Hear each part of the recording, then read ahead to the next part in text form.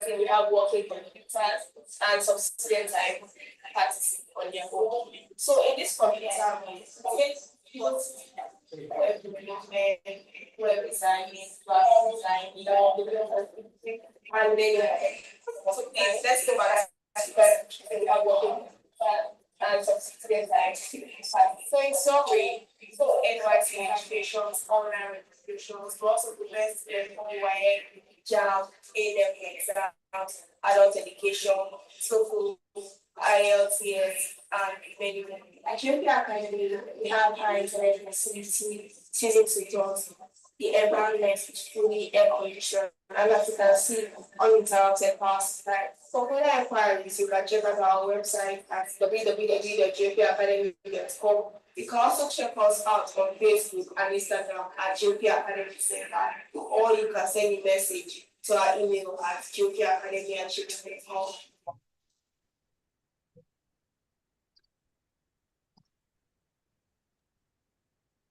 Thank you everyone for joining us.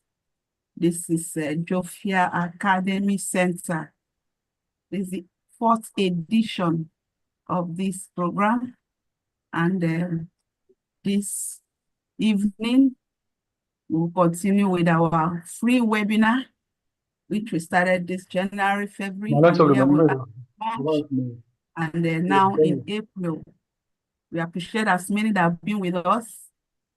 And for Jofia Academy, it's a way to also give us opportunity to learn some tech courses, which includes in Jofia, we do exams like foreign exams, SAT, IELTS, GMAT, GRE. We also do Nigerian exam, preparing students for JAM, WAEC, NECO, GCE, and several other Nigerian-based exams, and we also do computer courses. And this is one of the courses that we'll be doing this evening, giving every one of us a privilege to learn. And I encourage us as we get on through this 1-hour section. Today is the first day. Tomorrow is the 2nd day of this section. Tell yourself the opportunity to learn. There are so many things that are opening up. Be sensitive to learn, be open to new knowledge. And this evening, we'll be continuing the section by our one of our major facilitators, who is the manager in Jofia Academy, Mr. Innocent and Michael will be in the section this evening. And this very moment, I make welcome Mr. Innocent. Mr. Innocent, God bless you. Welcome.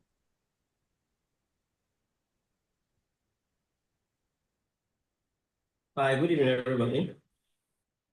My name is Michael Innocent, and I'll be your facilitator for this month's webinar. I want to quickly share my screen here, so let's start it.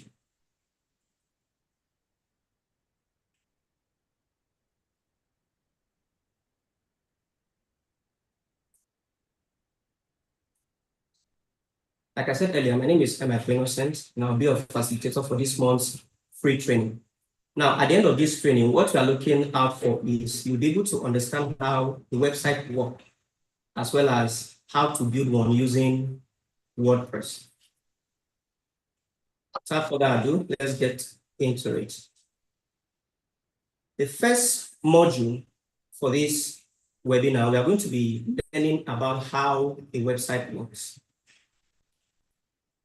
All right, we are going to be laying the foundation for this webinar by first understanding how a website works. So I urge everyone on this call to pay close attention to the beginning part of this webinar, because today we will be pulling back the curtains on some of the things that happens backstage when you are on a website.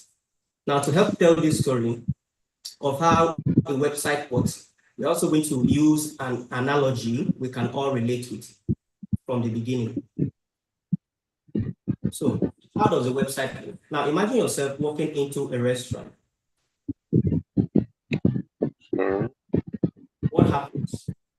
Definitely going to a restaurant because you want to probably eat something, right? So you walk into a restaurant to get food, and then the following happens. Firstly, a waiter or a waitress is going to approach you to get your order. That is, they want to know what you want to eat. Once your order has been confirmed, the waiter takes the order to the chef, because part of the job of a waiter is to take orders from the customer and relay the order to the chef, who starts with preparing the meal. The chef, knowing what dish to prepare, will reach to the required cooking utensils, as well as maybe a store for the restaurant where all the ingredients are kept. Once he gets all the ingredients needed to prepare the meal, he performs some magic, maybe with a drop or two of abracadabra, and hoping that something will come out delicious out of that. The chef, in turn, returns the meal to the waiter or the waitress. Then the food is delivered to the customer. This is something that we've all seen. This is something we've all done. Let's take a look at some of the moving parts we have in this analogy. Firstly, we have the customer, we have the waiter, the chef, and a store. The customer places an order through the waiter. The waiter relays the information to the chef. The chef reaches to the store to pick all the necessary ingredients, comes back to the kitchen, makes the meal, passes the meal to the waiter, through whom the food is delivered to the customer. In case you are asking, well, this very scenario is what plays out whenever you visit a website on a day-to-day basis. So let's say you went to a website today to get your entertainment gossip from your favorite blog, or you make search on Google on how to become a chef. This is exactly what happens in the background. But on a website, we are not cooking, nor are we running a restaurant. So for a website, we don't need a chef, nor a waiter. Instead, we need something a little bit different. For a website, you need we drink around 20 or 25 shots. Or which a drink also 4. And we finish 2 bottles of water. One night. 2 bottles of water. But we are so. You need a database. That people, 2 girls, only 2 girls. Probably would have one of these 4 names I just called: browser, internet, server, database. These 4 work hand in hand to make sure that the website you are visiting works the way no drinks, no other drinks. Nothing. What's a browser? A browser is a software application that allows users to access and view web pages on the internet. We also have the internet. All right. Sometimes called the net for short, right? But it is a worldwide system of interconnected computer networks and electronic devices that communicate with each other using an established set of protocols. Thirdly, we need a server. A server is a specialized computer system that provides resources, data, services, or programs to other computers, known as client. And this happens over a network. Then the final bit is a database. A database is an organized collection of structured information or data, typically stored electronically in a computer system. A database is usually controlled or managed by what is known as a database management system, or DBMS. Well, this sounds very, very complicated because I'm just dishing out some definitions of terminologies. Let's take a closer look. If you want to visit the internet today, you need a web browser. Some of you have web browsers like Google Chrome, Microsoft Edge, Opera Mini, Safari, and the likes. You can't visit a website without using. Hello? Yeah. You saw my message. You can't visit a website without using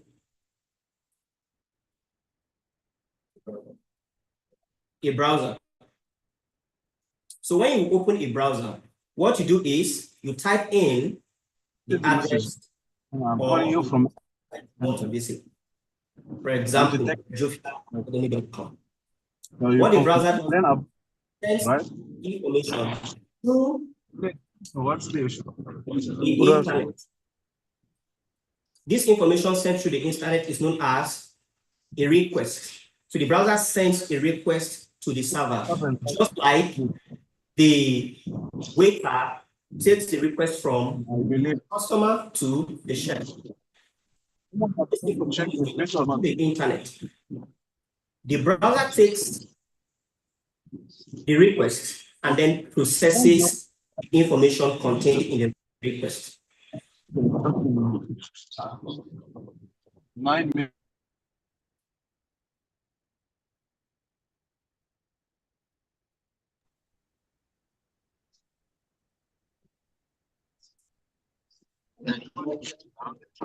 I sent a message to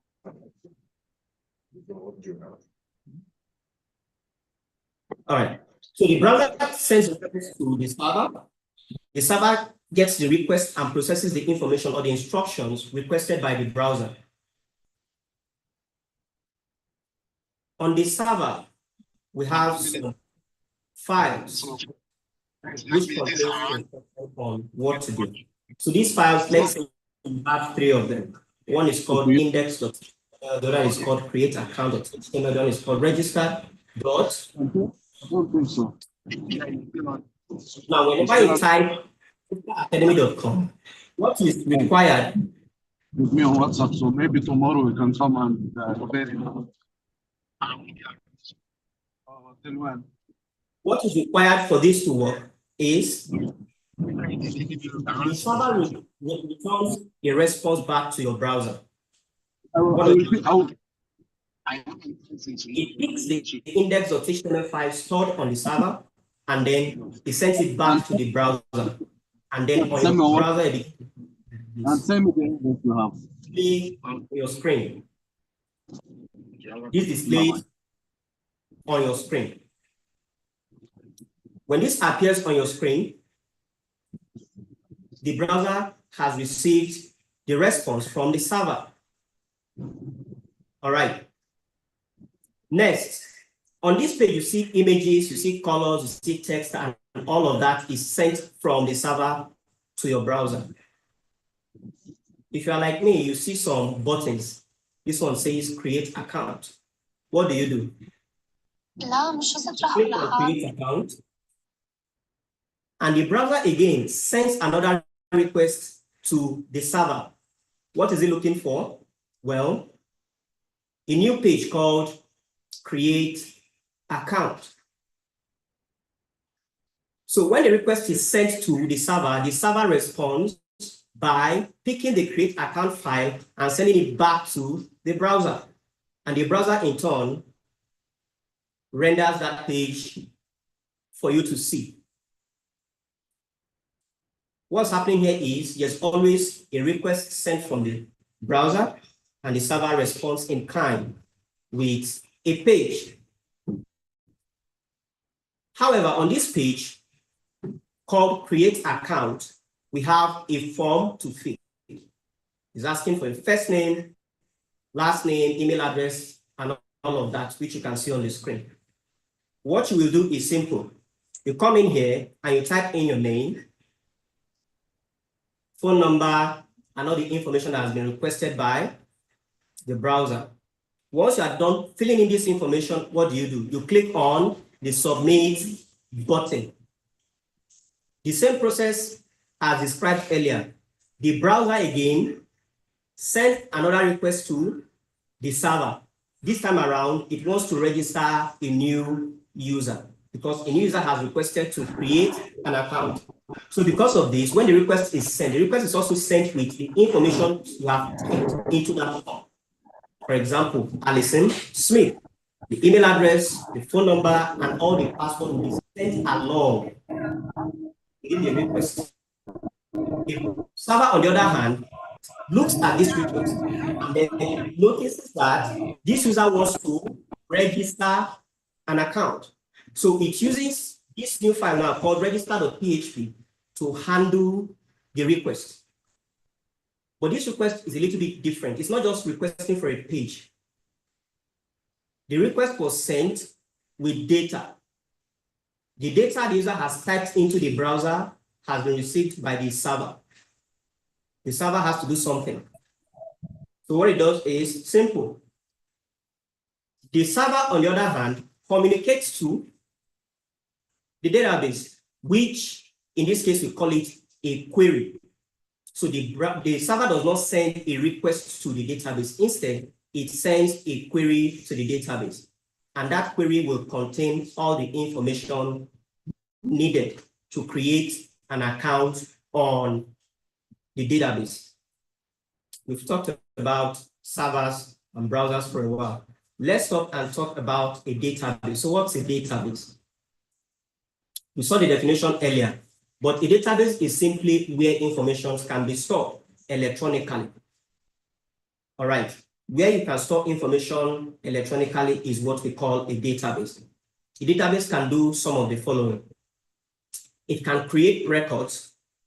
For example, the user wants to create an account. So definitely the database is tasked with creating a record.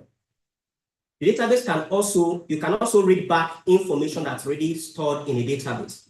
If there's an information stored in the database already, you can read back those information from the database. The database can also update already existing information. So for example, you want to change your username. You go to the database and you can take out the previous username and then impute a new username. The database can also delete already existing records as well. All right, so these are some of the functions of a database. This is what we call CRUD. Some people call it CRUD. It's just an acronym derived from the first letters of these different operations you can perform on a database. Again, the database is not different from a filing cabinet that we all know. All right, the filing cabinet can be used to store records. These records can be retrieved, can be thrown away, can be updated, or new records can also be added, or information can be read back from the information we store in a cabinet. So this is more like a cabinet in a nutshell. However, the database handles its own problems through the internet. That's the difference between a filing cabinet and a database. Now, because we are talking about electronic databases, definitely we have more things that a database can do. But this is just a high-level overview of what a database is. So now, remember, user has submitted information to the server. The server picks register.php file that it's supposed to store, that's supposed to use to create a new record in the database. Now, it reaches to the database using a query, and a record is created in a database because information stored in a database, they are stored in a table-like structure. If you've seen your Excel spreadsheet before, that's what a database looks like in a nutshell. All right, so we have one record, Alison. So what happens when another user visits the create account page again and enters information, hit submit? Well, the database will do the server will do exactly the same thing. Take the information from the browser, send it to the database as a query, and the database again will create a new record. All right, this is exactly how a website functions. And remember, just like the restaurant analogy we used earlier, in place of a customer, we have a browser. In place of a waiter that takes orders from the customer to the chef, we have the internet. The chef in this case is the server, and the store where information are stored is what we call the database.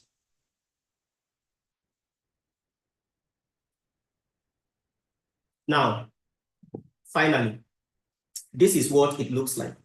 Request to the server, server performs a query to the database, database creates the record and returns a result to the server. That result is a way of saying, okay, the record has been created successfully or not.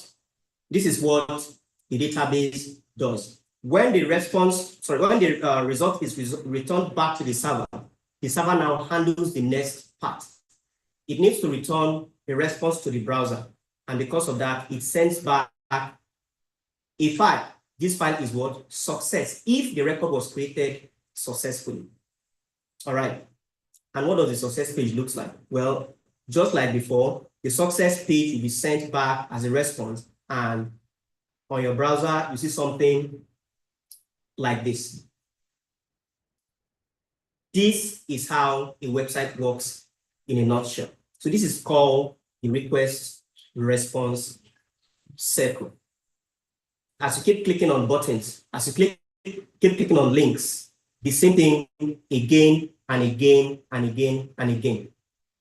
If you've ever used a website, chances are you browse that, you went through that website using a browser, so it is required. If you don't have internet connection, well, you're not going to see anything on your browser.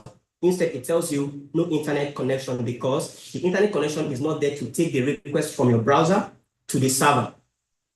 And because of that, you're not going to get what? A response from the server. This is exactly what we mean by request response circle. And this is how a website works in a nutshell. Please, for those of us who are muted, please kindly unmute yourself. And for those of you who are trying to annotate, drawing lines on the screen, please stop it. Thank you. Now, we are done with how a website works. For those of us who are on this call, if you want to ask any question, please, this is your opportunity to ask. Please don't unmute yourself. Use the chat. Use the chat, please. Use the chat. So if you have any question you want to ask, this is the right time to ask. You can ask them, and I'll try to answer those questions from my end.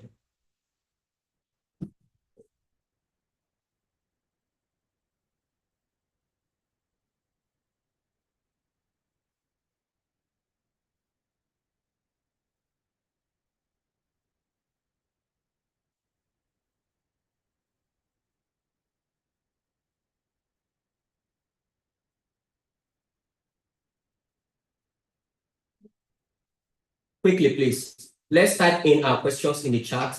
I'll respond to them swiftly, and then we'll move on to the next module.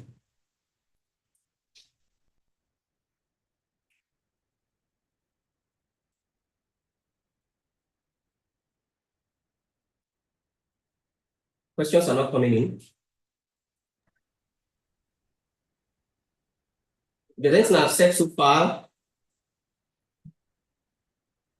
Okay, somebody just joined, and the person is asking, what is the aim of this course? Well, we are teaching how to build websites for a business or anything you have using WordPress. And what we just went through is simply how a website works in a nutshell, a high-level overview of how a website works. Please, your questions in the chat.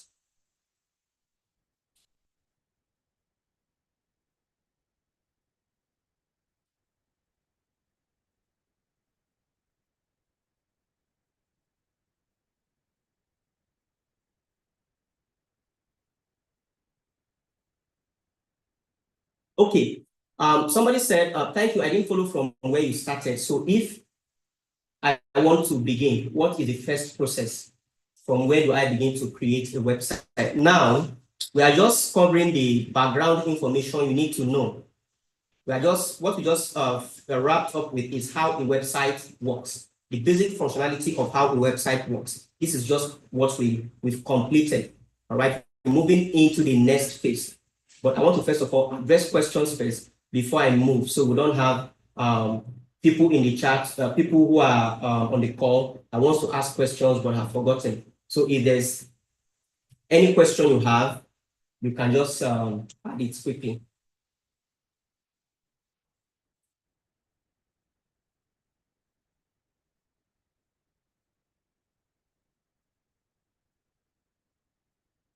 All right, it looks like everything I've explained is taken by everybody, but I just want to reiterate some of the things I've said again. I said, for a website to work, you need 4 important things. You need the web browser, you need the internet, you need a server, as well as a database. So what happens is your browser sends a request to the server through the internet, asking for a specific page, for example, the login of the website. And the server responds by sending that login page back to the browser. All right. But in some cases, the request may contain data that needs to be stored for future use. For example, when you create an account on Google stores your information. This is where the database comes in, because the database is built to store or hold records over a long period of time. This is exactly what we've gone through. Okay, now somebody asked the question, how can I create a website as a business owner? That is the next module. That is what we'll be discussing in the next module. All right, so it looks like there's no related question to some of the things we talked about how the internet works, or how a website works, sorry. Let's proceed to the next module. So in the next module, we are going to be talking about how we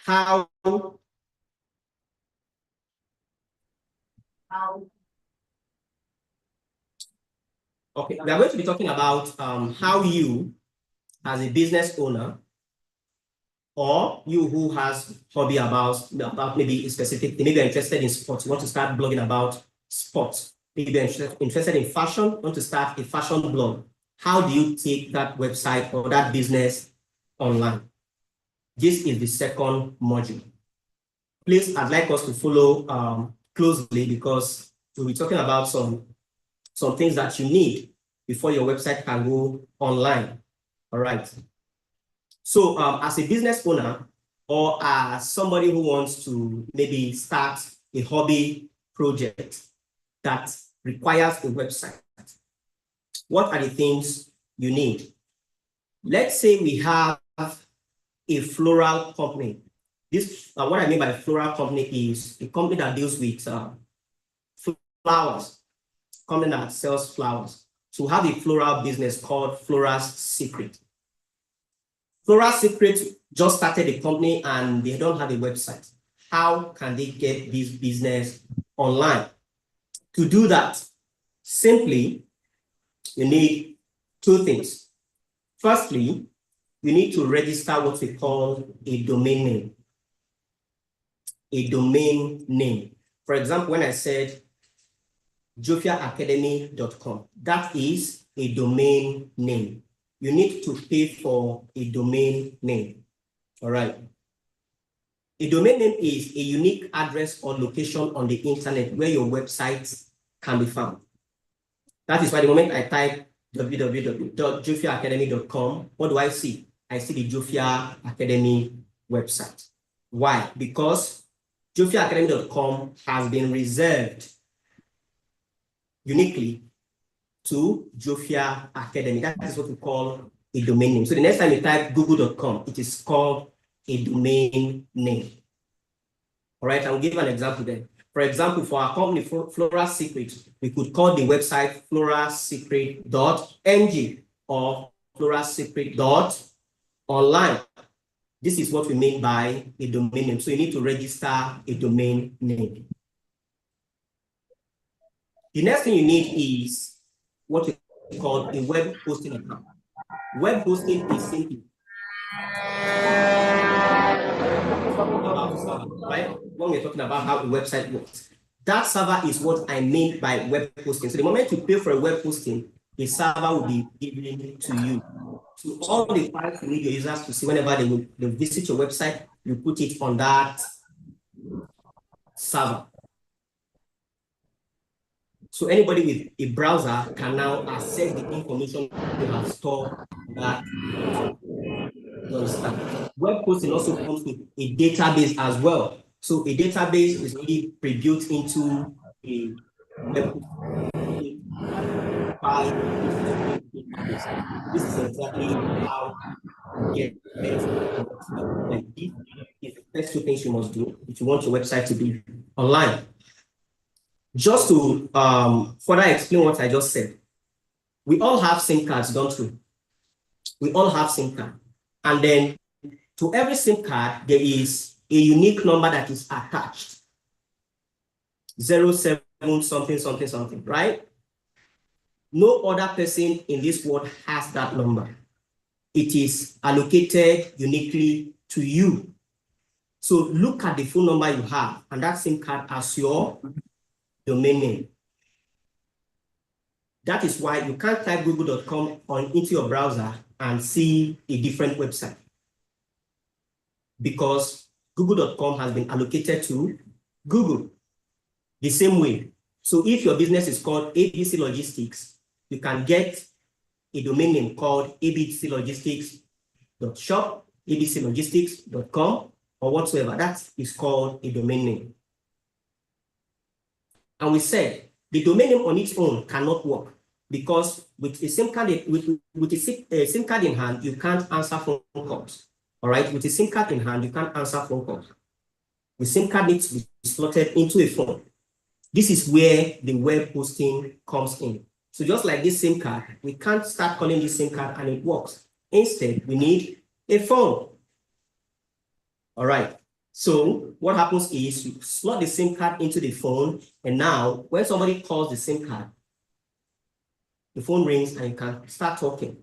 The same way, the domain name needs a server. So these two things will be linked together, so that the moment somebody says www.pluralsecret.online, the request is sent directly to that server that is attached to the domain name. And then the files on that server is sent through the browser to you. This is exactly what we mean by domain name and web hosting. So for those of us who are also asking about starting businesses online, we have companies that sell these domain names and web hosting packages. For example, if you're in Nigeria, you can use go54.com. It was formerly called Google Host, but now it's called go54.com. These are different companies, these are different brands that sell domain names as well as web hosting services. All right. The other one here is also that GoDaddy. GoDaddy, I think, is a UK company, and you can also buy domain name as well as hosting here as well. Then the third one on the screen is called Namecheap. Namecheap is also one of those companies. There are numerous companies. In Nigeria, we have lots of these companies. All over the world, we have different companies. What determines which company you buy from will also depend on the requirements of your website. What does the website require? Are you expecting large traffic? You may be needing maybe an international hosting company. If not, you could use a local hosting company from anywhere you are in the world. It doesn't matter, you can get all of this anywhere. All you just need to do is just simply type web hosting companies and you see numerous results there in your Google search. So how do we go through the process of acquiring a domain name? It's very simple. First of all, when you go to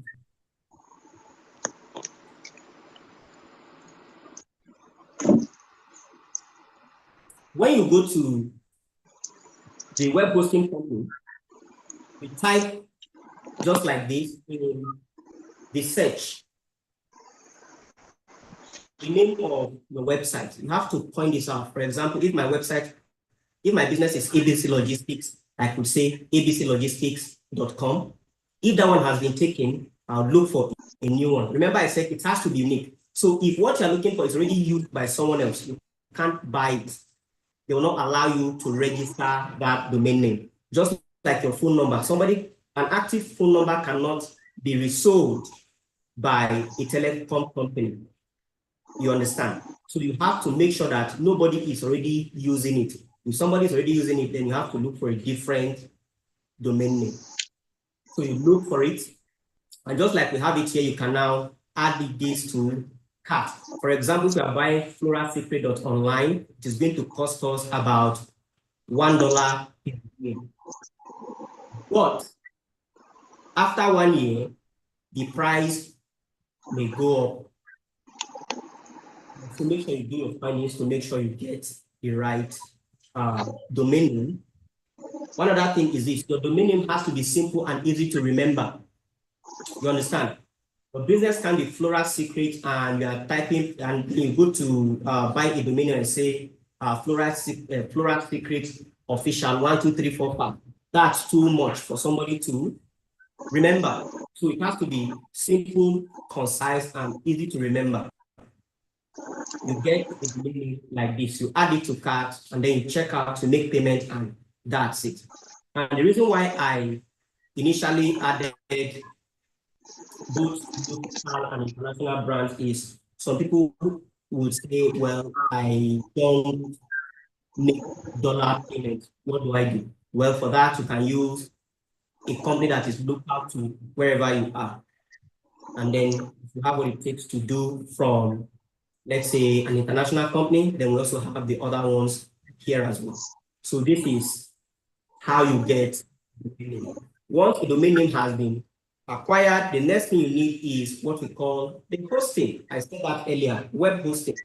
So this web hosting is the same thing as your server. All right, this is exactly the same thing as your server. Good. So different hosting packages come to different level of resources. For example, if you are paying $2 per month, you are not expected to get the same amount of resources allocated to you as someone who is paying, let's say, $50, right? That is where they have different plans. For example, on Namecheap, we have some plans here.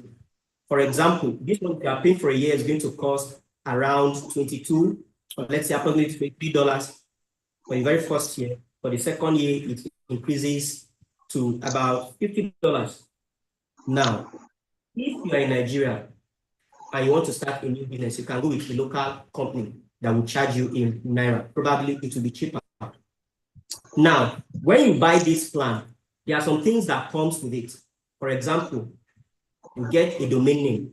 On this plan, you can add up to 3 websites. What that simply means is this: if you buy ABC Logistics and you buy this hosting server, what you can do is you can buy additional 2 domain names and then connect it to that server. It's like having 2 SIM cards inside one phone. All right? This is what is obtainable when you are dealing with web hosting. This is what is obtainable whenever you are dealing with web hosting. And then you can see other plans that are more expensive. So depending on the need of the business you are doing, you buy what is required. Don't go overboard when you pay a lot of money and your business is just starting. So this is why they have these different packages. If you are starting your business from scratch, go with the least expensive ones. As the business grows and your website visits begins to increase, you can now begin to upgrade. That is how you do it.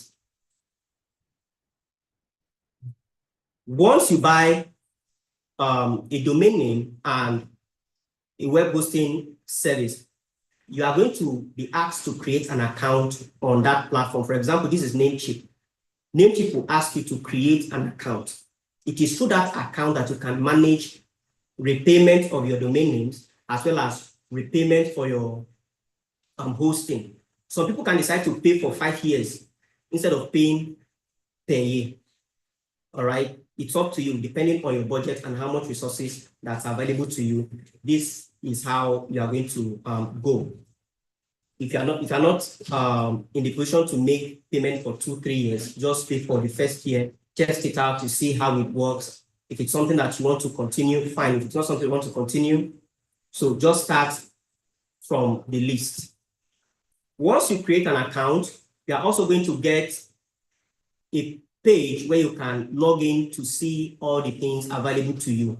So you can log into your account. So if this domain name was purchased on Go54, then I have to go to log into Go54, and then Go54 will give me a user interface to manage all the things I have purchased. For example, if I log into Namecheap, I'm going to have something like this. You take a look at this. Here we have, here you can notice when your domain name and your hosting plan is about to expire. They will definitely email you, so you know when to renew. All the hosting packages you've paid for, you're going to see them here. Your SSL certificate, some of these things are just too technical, so I'm not going to go into that now. But you're going to see all the domains you have here. You're going to see all your hosting here. So in this case, we have a website called Conspire.online, and this is where I can manage it. For example, this one is expiring on the 2nd of March next year. Apart from this dashboard, the most important part of all these things I'm talking about is what we call the cPanel. And to the right-hand side of this dashboard, you see, it says go to cPanel. cPanel is short for Control Panel. This is where you manage your files and everything on the server. Please don't confuse the dashboard for the company you bought your domain name and your hosting plan for your server. This is not the server yet. The server is this point here called the cPanel. So if you click on it, it will take you to the cPanel where you can manage the files that are available on your website. And this is what the cPanel looks like. The cPanel has some information. First of all, here you see files. This is where you put files into your server. You manage all your files. If you want to add security to the files, this is where you manage everything about that. For example, we also have another part here called email. So for example, you've gotten emails from custom domains. Instead of gmail.com, you say something like innocentmichael@jophiaacademy.com. If you want to create those kind of custom emails, this is where you can create them. Like I said, whenever you buy a hosting plan, it comes with a database, right? So this is where you manage all the databases for your website. So as you can see, hosting comes with everything you need, as long as you connect a domain to the hosting server. The hosting server can now serve people that are visiting that domain with the files you have put in here. And if a request comes that contains data, it also stores them in the database. So after buying a hosting plan, let's say you want to add more domains, you go to this section to add more domains. So after buying, let's say, Conspire.online, I also bought, let's say, ABC Logistics, and I want it to be on this server. I come to my domains and then I add it on top of it. It's like slotting in your second SIM card into your mobile phone. It just works. Then we also have the security section where you fortify your server, because anything that is on the internet is not safe. So you want to fortify your server by, putting in security features that will deter people that want to maybe hack your website. This is where we do all of that. All right. Then the next section talks about metrics. Metrics are all about numbers. For example, how is your website performing? How many people have tried to hack your website? What is the server doing? All of those things are contained under metrics. All right. And then we also have some pre-installed software. For example, we're talking about WordPress in this course. And as you can see, WordPress is already here on the server waiting for us to install. In today's section, we're not going to install the WordPress. We are not going to install the WordPress today. We'll do that by tomorrow. So basically, this is how you can get your website online. Let me quickly iterate before we ask our questions. I said you need a domain name. You need to pay for a domain name. You also need to pay for a web server. Once you pay for the web server, you connect the domain name and the web server, just like inserting your SIM card into your phone. And just like that, anybody that visits that domain name can see the content that you have put into your server. And this is how you get your website online. Now, just like before, we are going to take few questions. So if you have questions, please leave it in the chat. If you have any question, please leave it in the chat. Let's go. Let's quickly talk about this before we go to the last module for the day.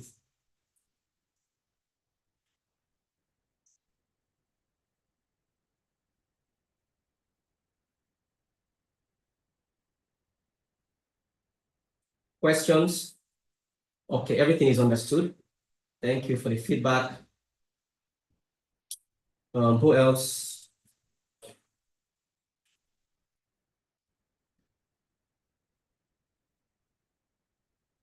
If there's any question, please, let's ask if there's any question.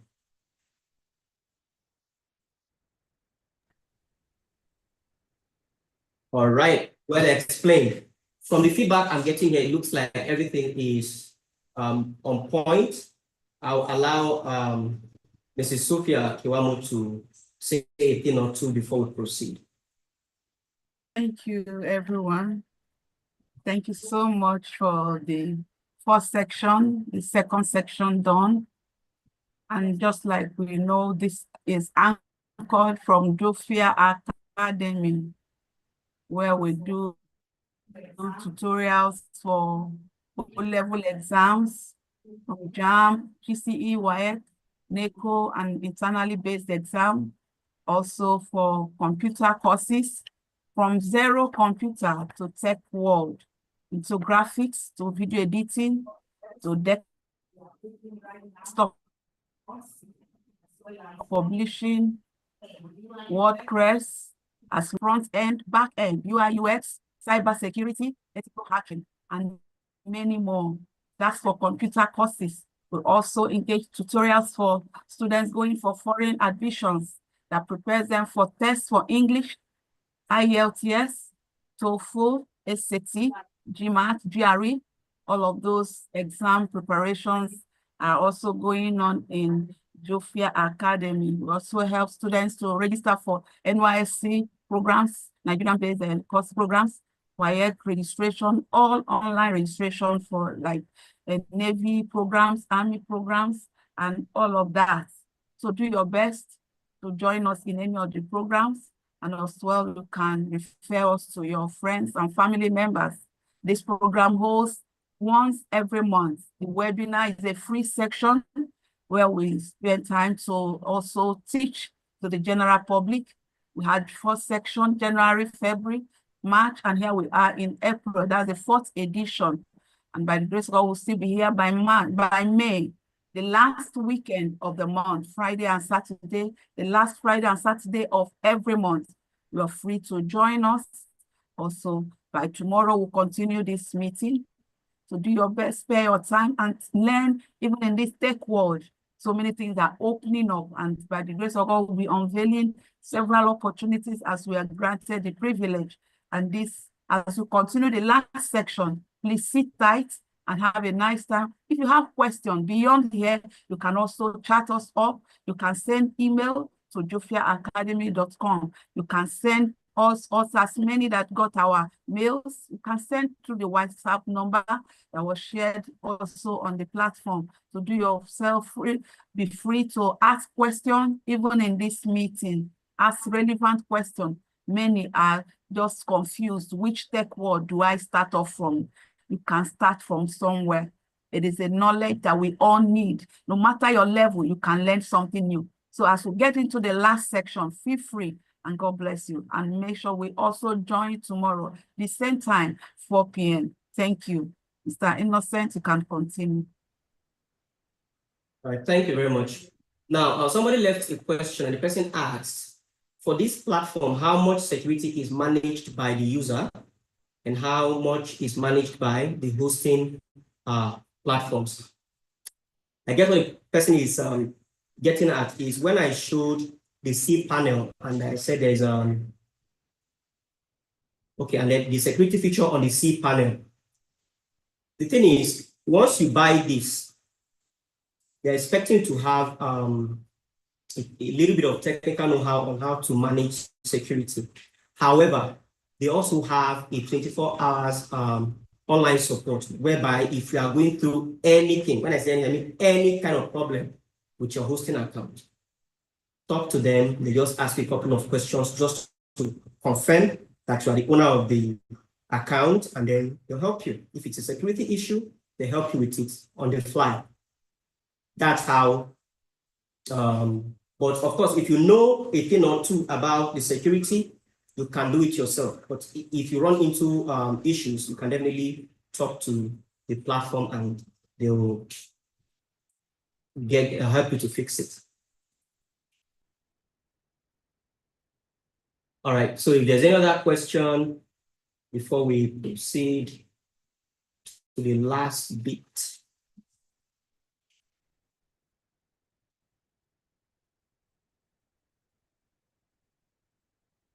All righty, I don't think there is any, so let's proceed.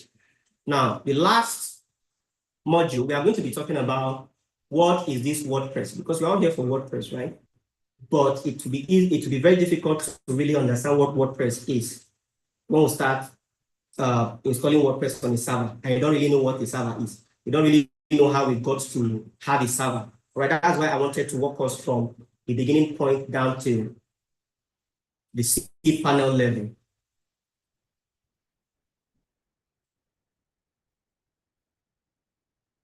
This module, we are going to learn more about WordPress. What is WordPress? Now, WordPress is a free open source content management system that allows users to create and manage websites as well as blogs. So what is a content management system?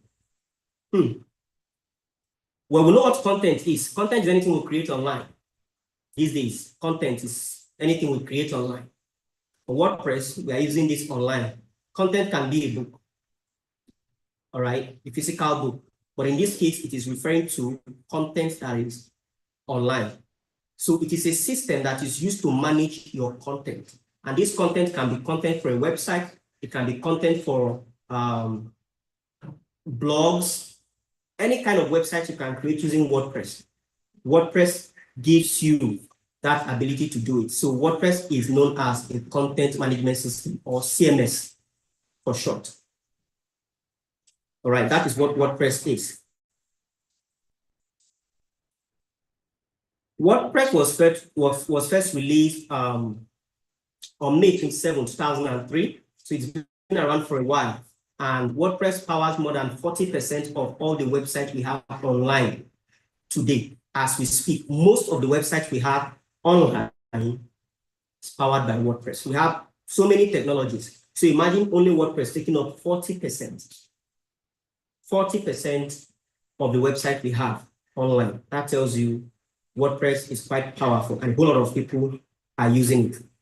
Now, WordPress by default, the moment you install WordPress on your server, it was created originally as a blogging tool. So by default, WordPress cannot do much on its own. I want you to understand that part. WordPress cannot do much on its own. By default, it was made to be a blogging tool. But over the years, it has evolved to become the most used technology for publishing websites today. Here are some examples of companies that uses WordPress. For example, Sony Music, their website is powered by WordPress. Vogue magazine, their website is powered by WordPress. The Obama Foundation uses WordPress as well.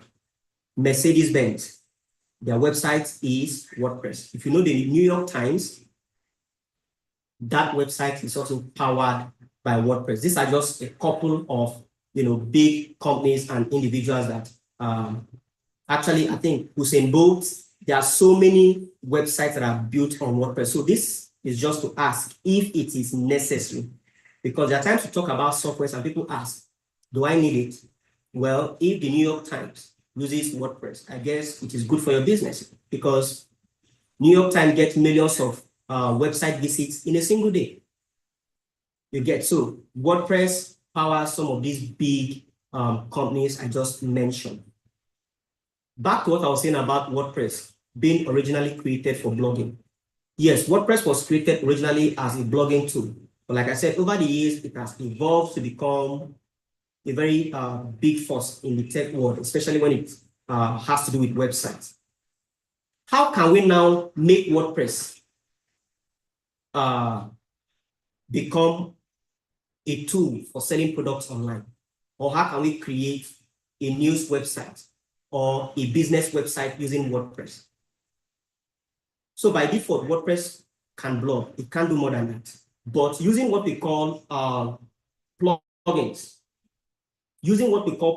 you can extend the functionality of WordPress. That is, you can add to the power of what WordPress can do by installing what is called a plugin. An example would be, if you want to be able to sell online, you need to install a WordPress plugin called WooCommerce.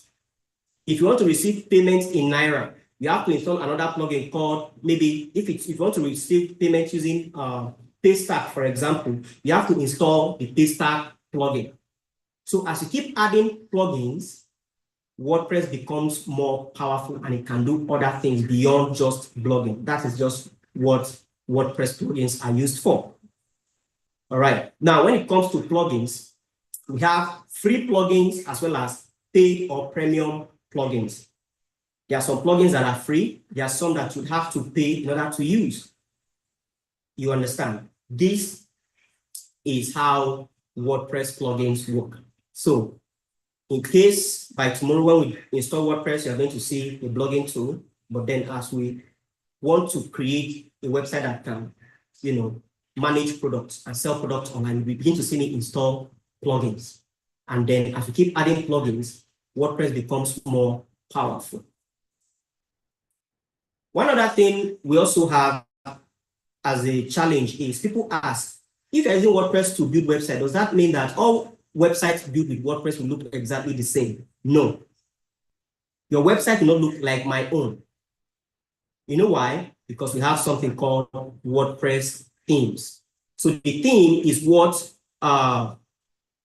determines the look and feel of your website. So let's say you want to create an e-commerce website where people can shop online. Well, it is advised to use an e-commerce theme. It is recommended to use an e-commerce theme. If you want to create a business website, well, use a corporate theme, for example. If it is something that has to do with school, use an education theme because the theme is built to fit what an education website would look like. I don't know if you understand what I'm saying. So the theme determines the kind of thing you see whenever you visit the website. The look, the feel, the colors, all of those things can now be customized by you to make the website adapt to your brand or whatever color combinations you have for your website. This is WordPress in a nutshell. Now, this is WordPress in theory. Tomorrow, we are going to look at WordPress in practical. Like I said, this first day is just to break the ice, to help us understand exactly what WordPress is, to know how to go about starting the website from scratch. You understand? The themes for WordPress also have free and paid, just like the plugins. You get. So the difference is simple. When you're using a free plugin or a free theme, some of the things you can do are limited. But if you are using a premium theme, well, you can do whatever you want. It's like having Spotify installed on your phone. If you are not subscribed to Spotify Premium, you can listen to music, but you'll be bored. Why? Because there will be so many ads coming in. If you want to get the opportunity to play music without all of those ads popping up, well, you have to subscribe to the premium. So WordPress themes and WordPress plugins comes with free and premium options to meet your need. This is WordPress in a nutshell. And just like before we wind down, let's take a question or two if you don't understand understand the thing or two I've said so far.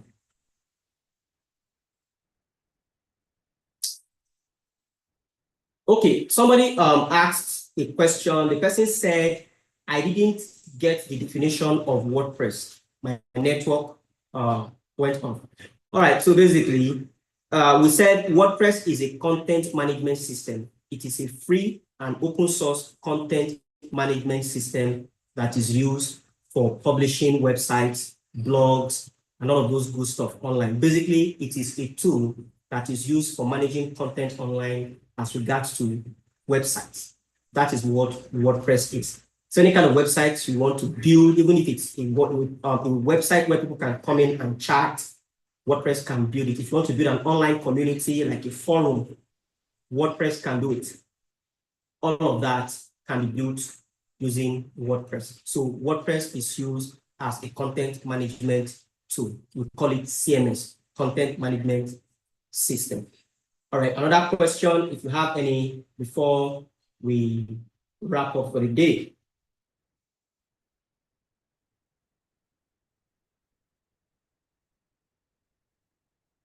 All right, while the question is coming in, please, again, like I said, this meeting is going to be available on the Jofia Academy YouTube channel.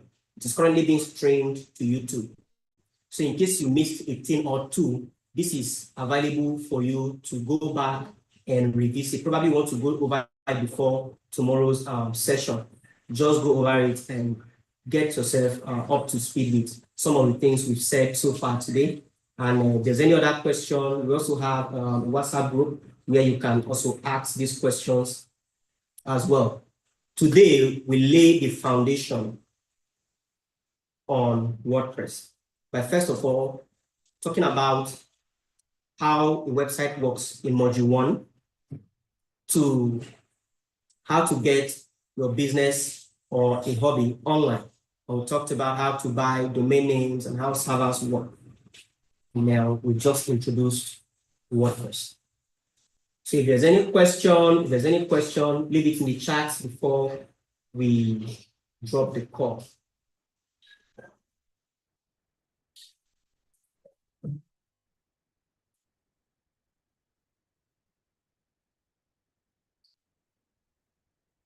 Okay, looks like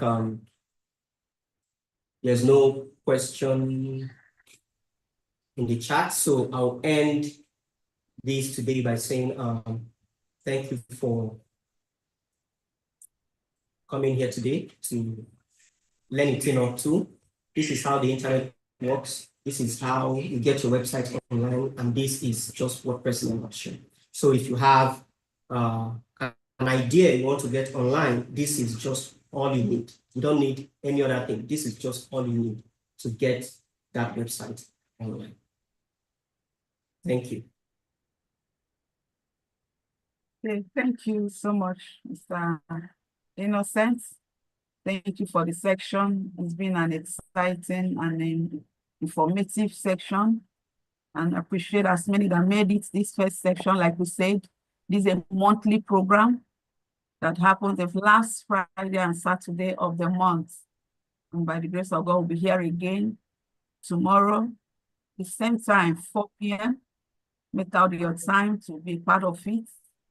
There are a few things we need to stir ourselves up, and as well as the next month's section, we come up with different topics, different tech topics, and general topics that would be shared. So feel free anytime you get the link, share with your friends, share with your families, share with your neighbors, so as to also learn. Just like you mentioned, you are connecting the records back to the YouTube channel, YouTube section, so you make out your time to review. There are things, and if you have more questions, we're also available to ask and answer any necessary question as you may need to do so. Like I've always said, the year is running down. What are your goals? What are your targets? What are your plans for the year? It is time and it's important to step out. And one major target for many is to move into new knowledge. And one major new knowledge we can all get into is the tech world. So I encourage us to take that decision early and move on so that we can get into our skills, our job space, our career goals actively. Thank you for joining us. I appreciate as many that made it, both within the country and outside the country.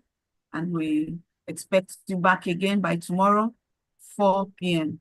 God bless you. Thank you for joining us. This is Jopia Academy, where we do training on Nigerian exam, foreign exam, and computer courses.